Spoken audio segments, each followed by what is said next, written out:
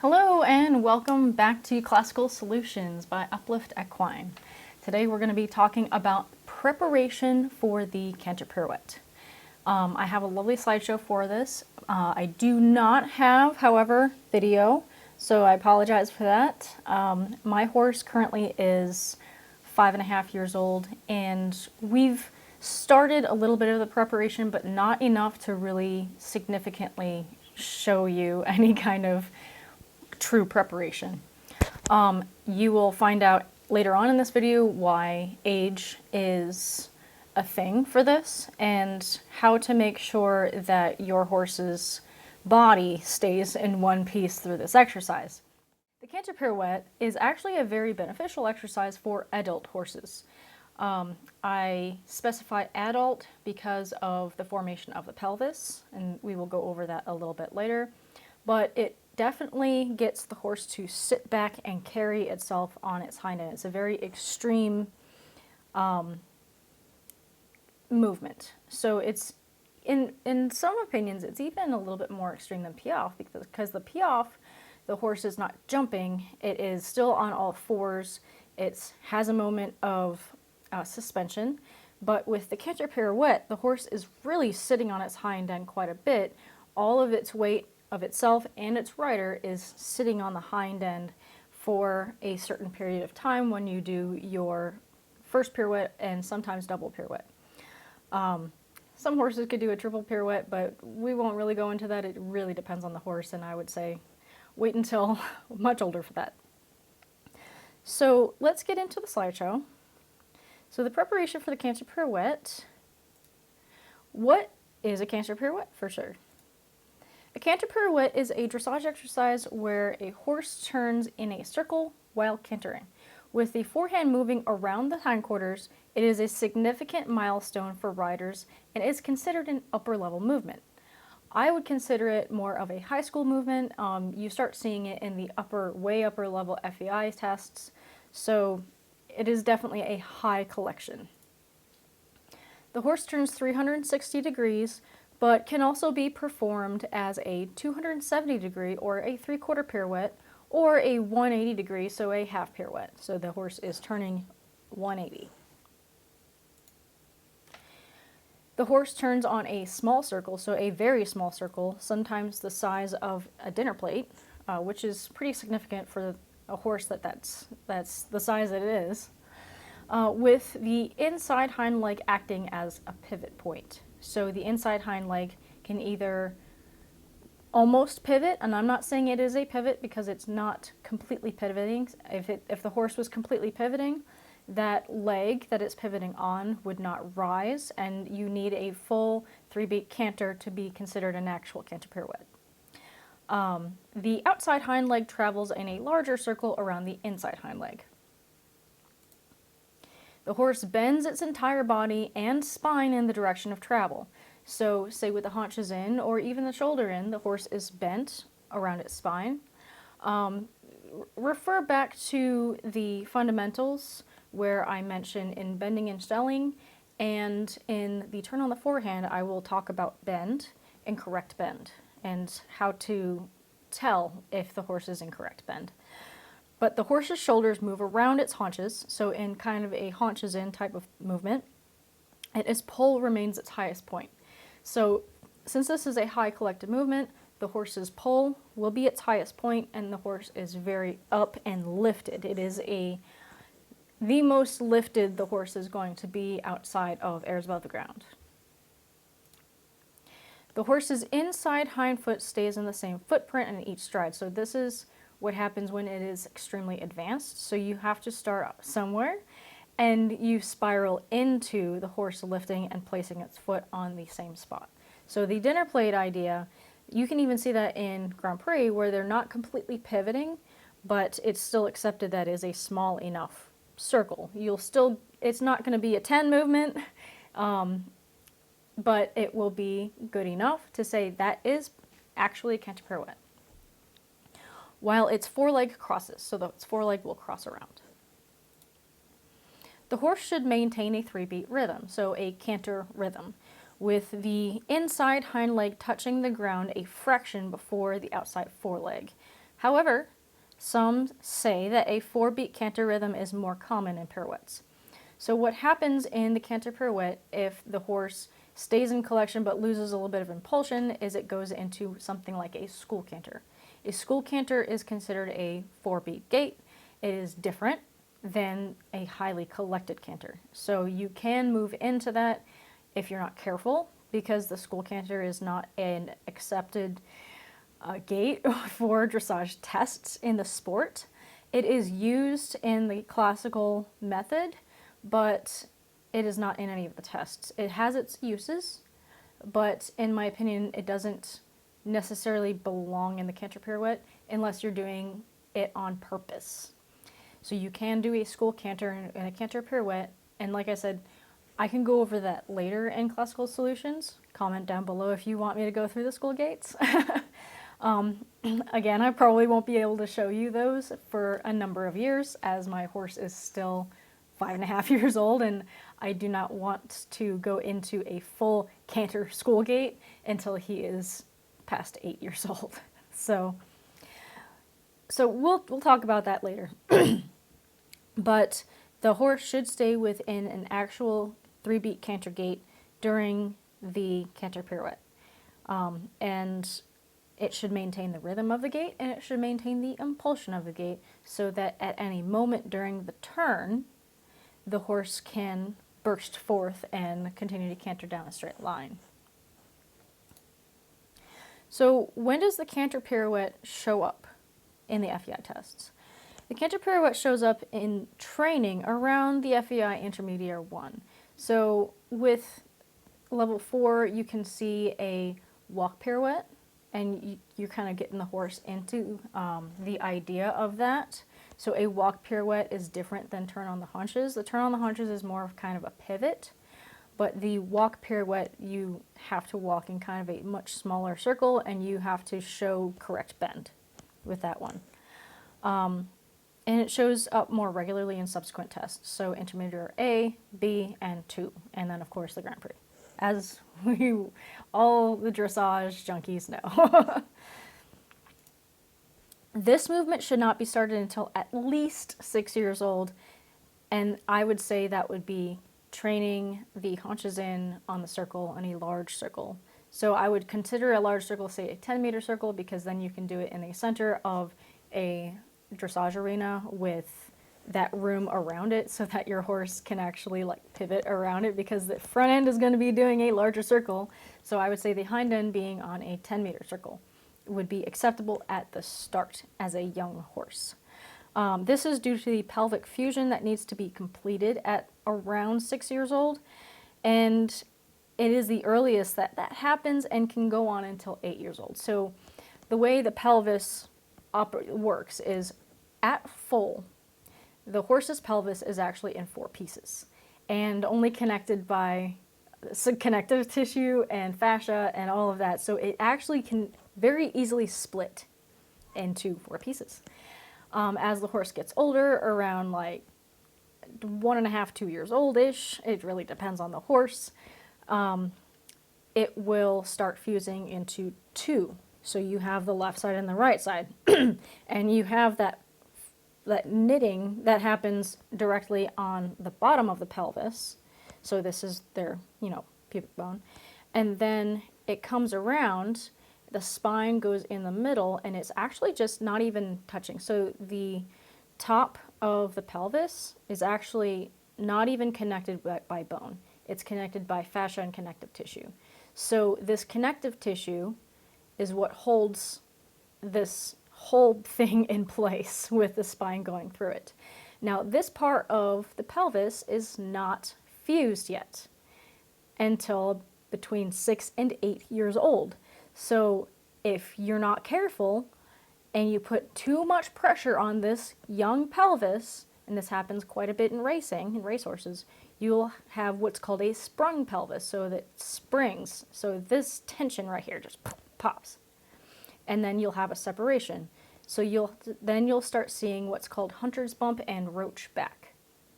So hunter's bump and roach back are slightly different. I will not go into that right now. But when you have a sprung pelvis, that horse cannot bear weight anymore. It could, it will be very angry about it because it will cause him pain. So sprung pelvis, no more riding, retire the horse or put the horse down. And I know that sounds pretty cold, but that's just the truth. And we want to avoid this sort of thing in dressage because dressage is supposed to be beneficial for the horse. So I wouldn't even go into canter pirouette training until about 7 years old, and that's the dead truth. I do introduce the haunches in early, just so that I know at an early age I can get movement of both the front end and the back end, and it's not being ridden at all, so this is just groundwork. So in groundwork, that's completely fine. You know, the horse is just managing its own weight and finding its own balance, so the manipulation of the front end with the shoulder in and then the hind end with the haunches in is completely acceptable. I would not introduce using the haunches in on the curve or the circle until about 5. And I actually just started introducing that to my own horse. He can do a quarter circle with the haunches in, like a quarter 10-meter circle. And that's at the walk. And I wouldn't even start riding any of this preparation until about 6 years old at the walk. And I don't even, with the horses that I have actual full control over training, I wouldn't even start canter work until 6 years old because of this pelvic thing. Out in the field, they can exercise, they can do all of the things that they want and move their bodies around. Like my horse, he exercises himself out in the field, so much so to the point where he is, after building all that muscle, he is sore from running around like a maniac outside, and I have to do some body work to kind of get him to recover. That kind of interferes with some riding, so that's why the bitless horse project has kind of stalled a little bit because he's sore there. You'll find out a little bit more information that I'll be posting on Patreon for the Revan team, but basically that's what's going on. So you have to be very careful about this pelvic issue, and even sprung pelvis. What I'm talking about is that's when it's completely broken. What you can do is you can stretch the fascia a little bit too much and cause a slight hunter's bump, and that will cause pain in the horse. Some horses mask that pain really well, and some horses don't. Some horses will just have this like kind of bad attitude about riding, and you're not really sure what. They don't have, ulcers. They don't have necessarily too much back issues. They will just be so like tense. So you want to be careful of that and listen to your body worker. And please, body workers, please be completely honest about this with your clients because this is a very important thing.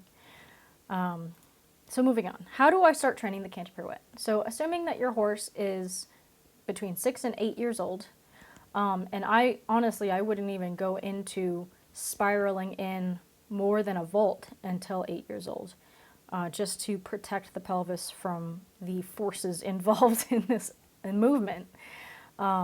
Classically, horses didn't even start training until 6 years old. Like I do very light walk only 10 minutes at a time, one time a week kind of thing, just to kind of warm myself up to trusting this horse, because it takes a long time for me to build trust with a horse enough to let them carry me. So that's why I start earlier. So like at 5 years old, I'll mount the horse. And honestly, with Revan, I sat on him like once or twice when he was a 3-year-old, and then I rode him literally only 3 times for 10 minutes each at the walk at 4 years old. So looking back, I probably wouldn't do that as much. That didn't cause him any damage, but I was kind of just testing the waters a little bit with him. But at 5 years old, that's when I started riding him more regularly. He's at a break right now, like I said, but at 5.5, I would introduce kind of like a light trot transition, and I say trot transition only because I'm not intending on sustaining the trot more than a few steps. I'm just asking him to transition and then transition back down. So just the up and down transitions with the trot, and that is at a stretching trot, not a collected of any version of collected, just stretching. So that's what I would do. So assuming that your horse is appropriate age, you start teaching the horse to soften their shoulder and neck during a true bending exercise. So actually, this bending exercise can happen earlier in groundwork, and this is the first type of exercise I would teach maybe at 5.5, where the horse can soften and bend its shoulder without dropping it. So like, you soften, you bend, and you make sure that their whole rib cage is still straight instead of crooked. You can do this at the turn on the forehand, so if you check out the turn on the forehand video, I will explain all of that. But that's the true bending exercise, and that's to soften the shoulder, and you want to practice that at the halt and then when you're going around a corner. From there, start asking for the hip to move toward the bend of the neck and begin haunches in. So the horse is now bent, and then you ask for the haunches in, which will bend their lumbar and the rest of the hind end under. So now you are moving in the direction of bend instead of the opposite direction of bend, which is the shoulder in. And then you start being able to manipulate the direction from there. So you got to establish this haunches in on the ground, and then of course when you're riding, and then start asking for different directions. So instead of just on the straight line, ask for the diagonal, which is not a half pass. So don't get confused with that. It is the haunches in on the traverse. So you traverse on the diagonal with the haunches in, and then you start going around curves. So like, use a corner or a whole half of the arena for a haunches in. So you do that on a very wide circle at the walk. And once you have good balance at the walk, we'll go in there. Yep, we get haunches on the straight line and then move it to the diagonal 10-meter circle. And then after all of those are good, you can manipulate the horse. They're off of your leg, really nice and light. You have less than a half pound of pressure on the reins, and that's just to position their head. You bring that up to a trot on all the lines. So in a straight line, traversal line, and curves. You can start trying to do that at an entire maybe 10, go down to maybe a 10-meter circle at the trot doing haunches in. It might feel a little funny, but it can be done at the trot. So you do that, and then you bring this exercise up to a canter on all lines. So don't go any smaller than a 10-meter circle, but you want to do it straight, and then the traverse, and then the circle. So you start manipulating the direction of this movement. You start a spiral in during haunches in at the 10-meter circle, and then spiral out. So spiral into maybe a volt, and then, because it's only about 2 meters difference of 10-meter versus the 8-meter, so you spiral into a volt, you do the rear volt, and then you spiral out immediately. This exercise is not only helping you direct the horse into a smaller circle, but it's also to bring up their strength. So it takes time for the strength of the horse to build up, for the muscles to develop for this exercise. So do not try to do this when the horse is under-muscled, basically. Continue to spiral until you reach almost a pivot point, and then spiral out. And this is after a good amount of time. So maybe even a year or a year and a half after doing this exercise, maybe on a weekly basis, you start building up that muscle and that endurance for this movement. You'll be able to tell, because it will be kind of difficult to ask the horse to do this, and they'll feel difficult, and they might feel tense, but the more and more and the easier and easier it gets, the more relaxed they'll be about it, and the less and less likely they are to lose impulsion with this. During this time, so during the time of bringing the haunches up into a trot, you want to start using a renvers on a circle at all gaits. So renvers is really the same thing as haunches in because haunches in travers, until you get on a circle. And that basically what that is now the hind end is going in a larger circle than the front end. And this can be a good break for the horse, because now the weight is basically being transferred over more of the body instead of just the haunches. So this also brings up the flexibility of the horse and the hind end reach, because the horse has to take a wider turn with his hind end than with the front end. And this is extremely beneficial with building those top line muscles for this exercise. So you want to kind of, I like doing a type of like almost figure eight. So I'll do hover going the one direction, and then I will swing the hind end over for renvers for the other part of the part of the figure eight. I know this is kind of a more of a advanced move, but you can work up to it.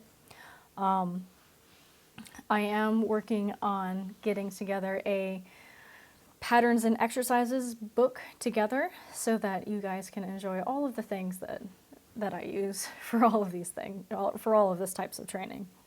So renvers, you want to keep going with that. And then as you start asking for a smaller and smaller pirouette circle without using the spiral. So once you've got your spiral and you've spiraled into basically pivoting and then you're spiraling out, which is kind of it's easier on the body. Now what you want to do is start to ask for it from a straight line. So you go straight, straight, straight, and then you do your circle, and then you come back and do straight, straight, straight, or your 180. That will kind of get the horse in the mind of, okay, canter pirouette isn't just spiral in and spiral out. Still do your spiral in, spiral out exercises for the strength portion of it, but start asking for it from an actual pirouette point of view. And then focus on maintaining impulsion through the pirouette until you can easily achieve it. So impulsion needs to be maintained, impulsion and rhythm. So basically the rhythm should not decrease during the canter pirouette. Even in the Grand Prix level, you see a big decrease in the canter pirouette, and there's reasons for that. But the masters would say the same thing. Do not decrease the impulsion with the canter pirouette. It has to be swing the horse around and then go, because this is definitely something that they would have used on the battlefield, and you would not want to do a slow-mo canter pirouette around in order to go in the opposite direction while you're, being attacked. So, yes. And then you may ask for a double pirouette when the single pirouette becomes easy. So you want to be easy, you want to be pivoting, and you also want to not lose rhythm or impulsion, and then you can try a second one. So it's the same step-up procedure. Some problems that can happen if you start this movement too young, you can damage the pelvis. So like I said before, your sprung pelvis problem. I don't see a whole lot of sprung pelvises in dressage, but I can tell you a lot of animals have that pain. So it not likely completely sprung, but the fascia is likely stretched or bruised. So you won't be able to physically see that unless, of course, a necropsy is performed, and that's not going to happen unless the horse is deceased. But you will find pain in that area, an unwillingness to collect, a disunited canter, trouble with canter lead on one side or the other side, or just getting into the canter gait. You'll see those problems, and you know that there's some sort of pelvic issue. So, like I said, if you start this too young, then your horse's pelvis is in danger. If started from a shoulder in, the pirouette can have the potential to fall on the forehand and lose impulsion, and the horse will seem earthbound. A lot of people try to kind of cut corners, in my opinion. A lot of people say that, teaching from the shoulder in is a standard. It's definitely not a classical standard. So what happens with the shoulder in? Because the shoulder in is a collecting gait, is a collecting lateral movement, but it is not a complete collecting lateral movement. The shoulder in introduces the horse to kind of bringing the hind end under a little bit and bending. So it is an introduction to self-carriage and bending. The haunches in is a more advanced than the shoulder in, so that's why it's introduced after the shoulder in.